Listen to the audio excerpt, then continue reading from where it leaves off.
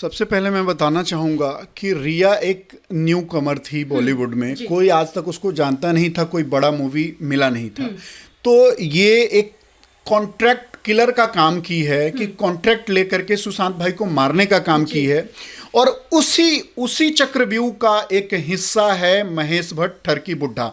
और आपने कहा ना कि एक बेटी की उम्र है, मैं आपको बता दूं ये ठरकी बुड्ढा अपने बेटी पूजा भट्ट से शादी करने वाला था। उसका लिप लॉक का वीडियो वायरल हुआ था।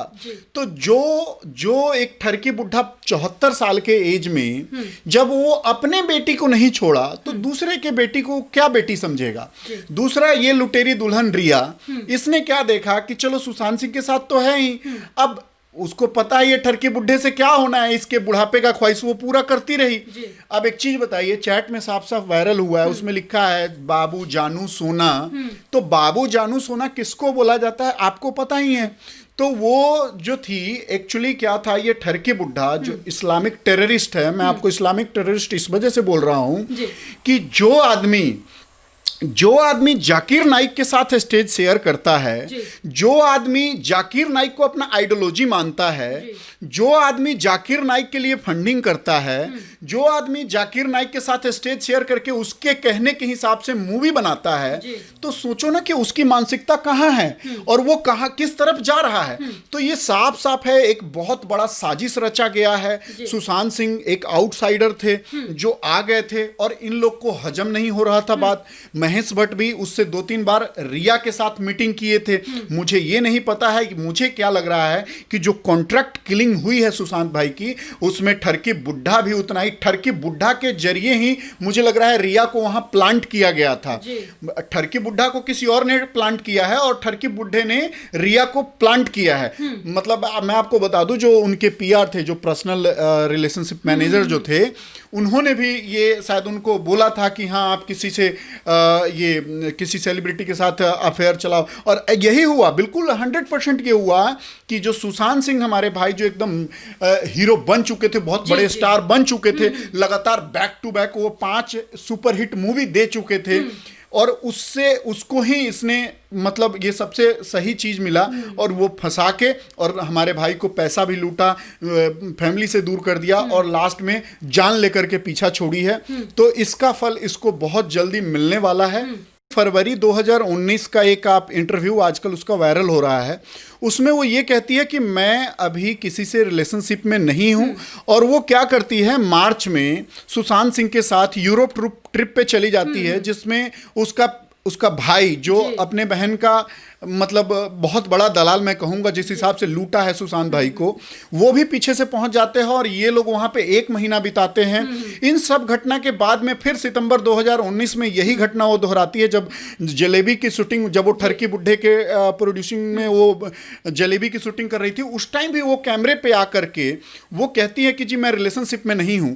तो सुशांत भाई इस सब से एक आहत हो चुके थे और आहत होने का कारण ये था कि जिस लड़की को अपना सब कुछ दे चुके थे, अपने लाइफ का कंट्रोल, अपने घर का कंट्रोल, अपने यहाँ तक कि अपने माँ बाप से नहीं मिल पा रहे थे, अपने बहन से, जो बहनें उनको इतनी खास थी, अपने लाइफ में कोई भी डिसीजन उनसे पूछे बिना नहीं लेते थे, उन सब से दूरी बना ली। और उसके बाद ये लड़की हर जगह कैमरे पे आके कहती रही कि हमें इनके अभी तक किसी रिलेशनशिप में नहीं। तो साफ साफ जाहिर होता है कि ये अपना काम निकालने आई थी, इनको लूटने आई थी और इनको बर्बाद करने के लिए आई थी। वो अपने काम में सक्षम रही।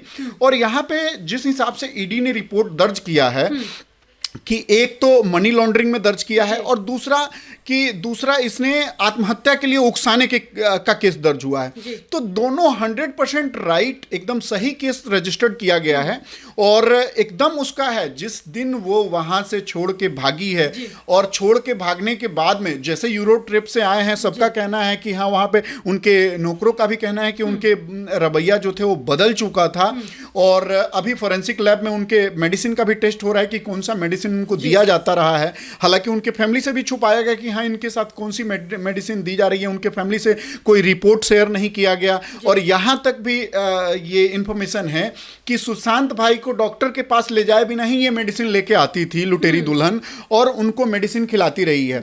तो लुटेरी दुल्हन जो थी ये क्या करती थी कि जो सुशांत भाई के मतलब आत्मसम्मान को हमेशा ठेस पहुंचाने का काम करती थी। एक तो पैसे भी लूट रही थी और और हमेशा ये ठरकी बुड्ढे के साथ, महेश भट्ट के साथ अपने लिप लॉक करती रहती थी, कई वीडियो इसके वायरल हुए हैं। तो देखिए रिया चक्रवर्ती एकदम 100% इसमें इस साजिश में शामिल है। हाँ, लेकिन रिया चक्रवर्ती के ऊपर भी लोग हैं जो ये सब उनसे कराया गया है, और ये भी बहुत जल्दी खुलासा इसका हो जाएगा और हम लोग के सामने साक्ष्य प्रत्यक्ष एकदम आ जाएगा। जी देखिए, नए नए चेहरे यहाँ पर सामने आ रहे हैं, लेकिन संदीप सिंह एक ऐसा नाम है जो लगातार सुशांत केस में बने हुए हैं। संदीप ही वो इंसान थे जिन्होंने उनकी फैमिली को भी संभाला। उस वक्त मॉर्चरी में भी वो गए थे, जब शवगृह में सुशांत को लेके गए थे तो एम्बुलेंस में भी वही सुशांत के साथ थे। लेकिन अभी उनको कल्परेट बताया जा रहा है, मास्टरमाइंड बताया जा रहा है। सुशांत के जो फ्रेंड थे गणेश, उनका ये कहना है कि जो मास्टरमाइंड है इस केस के वो संदीप सिंह है, जहां वो एक तरफ थम्स अप भी करते नजर आए थे पुलिस वालों को। तो किस तरफ इशारा था और ये संदीप सिंह का क्या रोल हो सकता है इसमें? देखिए, जिस हिसाब से ये लुटेरी दुल्हन लूटी है ना 15 करोड़ रुपए, उसी हिसाब से संदीप सिंह का भी एक रिकॉर्ड है। संदीप सिंह आज से ठीक 2 साल पहले सुशांत भाई को लूटा हुआ था एक जमीनी मैटर पे, जमीन खरीद फरोख्त के मैटर पे उसने पैसे हड़प लिए थे, जिसके कारण संदीप से विवाद हो गया था और संदीप दूर हो गया था। और मुझे क्या लग रहा है कि ये सब इसी का जाल रचा हुआ है। इस वजह से जाल रचा हुआ मैं कह रहा हूं क्योंकि इसके पूरे साक्ष्य मिले हैं। साक्ष्य में ये है कि जिस टाइम ये एकदम से गायब हो जाता है और ये बाहर जा करके एक षड्यंत्र रचता है कि जिस हिसाब से सुशांत सिंह ने मुझे अलग कर दिया है, इसको मारने के लिए एक षड्यंत्र रचता है और उसी का ये लोग है, ये ठरकी बुड्ढा हो जाए या लुटेरी दुल्हन हो जाए, ये सब ये एक उसी के गैंग का है। जो ये देखिए, इतने बड़े स्टार को ऐसे नहीं मार सकते ये लोग, एक पूरा गैंग बना करके हमारे भाई को झूठा पागल करार दे करके और उसको मानसिक डिप्रेस करके इन लोगों ने जबरदस्ती मारा है। और मैं आपको बता देता हूं, जिस टाइम जो सुशांत भाई का डेथ हुआ और जब उनके बॉडी मर्चरी में रखी गई थी, तो सुरजीत सिंह राठौर जी जो करनी सेना के अध्यक्ष हैं, वो वहां पहुंचते हैं। इनके सुशांत भाई के एक ब्रदर हैं नीरज, जो ये एमपी भी रह चुके हैं, उनके कहने पे वो वहां पहुंचते हैं और वो देखते हैं। तो जब वो देखते हैं तो वहीं पे जो ये उनका मित्र है वो वहीं पे मिलता है।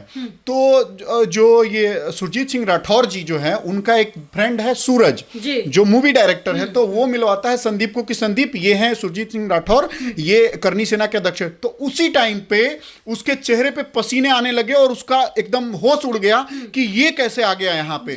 तो वो क्या हुआ कि वहां से वो निकल जाता है और पता नहीं क्या प्लान सेट करता है। जो पुलिस वाला थोड़ी देर पहले सुरजीत सिंह राठौर को सम्मान दे रहा था और बातें कर रहा था और उनको जो सब कुछ परमिशन दे रहा था, 2 मिनट में ही वहां पे वो संदीप सिंह पहुंचता है 10 मिनट बाद। और 10 मिनट बाद क्या होता है कि पुलिस वाला एक 3 स्टार वहां पे जो होता है उसका माइंड चेंज हो जाता है। पता नहीं वो कौन सा ऑक्सीजन पुलिस वाले के अंदर भर देता है और पुलिस वाले आके कहने लगते भाई आप कौन है, आप यहाँ क्यों आए, आपको यहाँ नहीं रहना चाहिए। तो ये सब ये चीख चीख के कह रहा है कि बहुत कुछ बड़ा हुआ है, बहुत ही बड़ा साजिश रचा गया है आपको एक सुपरस्टार और एक बहुत बड़े वैज्ञानिक को मारने के लिए। ये एक सुपरस्टार ही नहीं थे, ये एक बहुत बड़े वैज्ञानिक भी थे जो आजकल लगातार कई वैज्ञानिकों के टच में थे। और मैं आपको बता दूं कि ये एक पहले आर्टिस्ट हैं, एक तो हॉलीवुड का एक आर्टिस्ट है जिसका नासा में पिक्चर लगा हुआ, और ये भारत के बॉलीवुड से पहले एक्टर थे जिनका पिक्चर नासा में लगा हुआ था।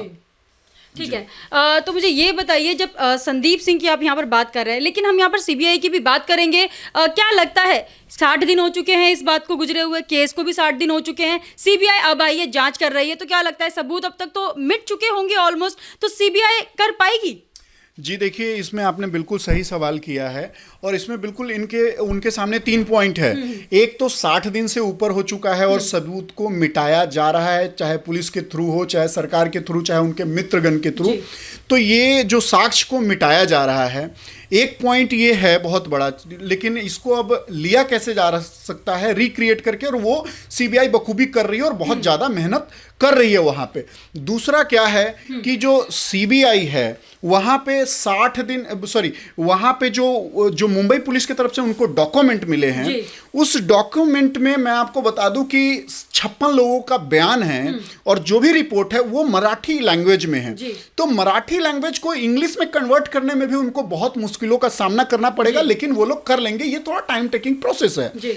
उसके बाद लास्ट ये होता है कि जो मर्डर हुआ है इसका कोई गवाह नहीं है, सिर्फ एक जस्मदीद है कि जिसने अकेले उतार करके लाश को बेड पे रखा है। यह भी संदेहास्पद है कि किसी भी आदमी को कि एक आदमी फांसी के फंदे से उतार के बेड पे रख नहीं सकता है। तो ये सब क्या है, सीबीआई के सामने बहुत बड़ी चुनौती है। लेकिन हमें पता है कि हमारा जो सीबीआई है वो एक निष्पक्ष जांच एजेंसी है और वो अपना काम बखूबी करती है और उनसे ही हम एक आस लगा सकते हैं कि निष्पक्ष रिपोर्ट वहीं से आ सकती है। जी ठीक है। सुशांत की जो पड़ोसन है, जो उनकी नेबर है, उनका भी ये कहना है कि 13 तारीख को 10:30 से 11:45 के बीच लाइट्स बंद हो गई थी। महज एक किचन की लाइट थी जो जली हुई थी। लेकिन उनका ये भी कहना है कि 13 जून को ही ऐसा हुआ था, ऐसे पहले कभी नहीं हुआ था। वो पहला ही दिन था जब उन्होंने 10:30 बजे ये सारी लाइट्स बंद कर दी थी। तो इस पर क्या कहेंगे? जी देखिए, मैंने इस पे कल एक देखा था सब कुछ। तो सुशांत भाई जो हमारे थे वो एक्टर ही नहीं थे, एक्टर के साथ साथ वो एक वैज्ञानिक सोच वाले थे। वो एक कोरोना के लिए भी मशीन तैयार कर रहे थे। उसके बाद मैं आपको बता दूं कि वो साइंटिस्ट कुछ वैज्ञानिकों के साथ वो टच में थे। उनका मेल से भी मुंबई पुलिस ने ही क्लियर किया है कि उनके मेल भी देखे गए हैं कि जो 5 वैज्ञानिक के टच में थे वो कुछ काम कर रहे थे और वो रात के 4 बजे तक वो अपने घर के दूरबीन से वो तारों को देख के कुछ कर रहे थे, जो वैज्ञानिक वाला होता है वो कर रहे थे। इसके वजह से वो 4 बजे तक उनके घर की लाइटें जलती थी। और उस दिन देखिए, जो लोग कह रहे हैं कि 14 तारीख की हत्या हुई है, 14 तारीख की, ये एकदम सरासर झूठ है। हत्या जो हुई है, अगर यही हकीकत होता और जूस वो पिए होते तो जो पोस्टमार्टम रिपोर्ट है उस पे टाइम भी लिखा जाता, जूस का नाम भी लिखा जाता कि हाँ इन्होंने जूस पिया था। लेकिन पोस्टमार्टम रिपोर्ट में न टाइम लिखा हुआ है। देखिए, डॉक्टर भी बिके हुए हैं, लेकिन डॉक्टर अपनी नौकरी बचा के चल रहे हैं। अगर वो टाइम डिक्लेयर कर देते तो उनके ऊपर बात आ जाती, वो जूस डिक्लेयर कर देते तो वो हो जाता कि हाँ सब कुछ। लेकिन डॉक्टर बिकने के बाद भी, कूपर अस्पताल बिकने के बाद भी ये चीजें नहीं डाला, क्योंकि उनको पता था कि ये जितना गड़बड़ किया जा रहा है, जितना झोल किया जा रहा है, ये सीबीआई तक मामला जाएगा। और वही हुआ, मामला सीबीआई के हाथ में हुआ। आज 5 डॉक्टरों की टीम से लगभग 4 घंटे तक पूछताछ हुई है और उसमें बहुत कुछ साक्ष्य जो है सीबीआई को हाथ लगा है। और हमें देखिए, उस दिन लाइट बंद होने का कारण सिर्फ यही था कि सुशांत भाई का मर्डर जो है उसी रात को कर दिया गया था। और झूठा मूठा ये लोग नाम दे दिए कि सुबह में वो फांसी लगा लिए हैं और सुबह में हमने जूस दिया है। तो ये सब लोग मिले हुए हैं और ये सब लोग की संलिप्तता है उनको मारने में। ठीक है, तो ये थे हमारे साथ धीरज पांडे जी। इनका यही कहना है कि सीबीआई निष्पक्ष जांच करेगी, बस इंसाफ का इंतजार है। आपको क्या लगता है, हमें कमेंट करके जरूर बताइएगा। हमारे साथ बने रहिए, देखते रहिए द राजधर्मा।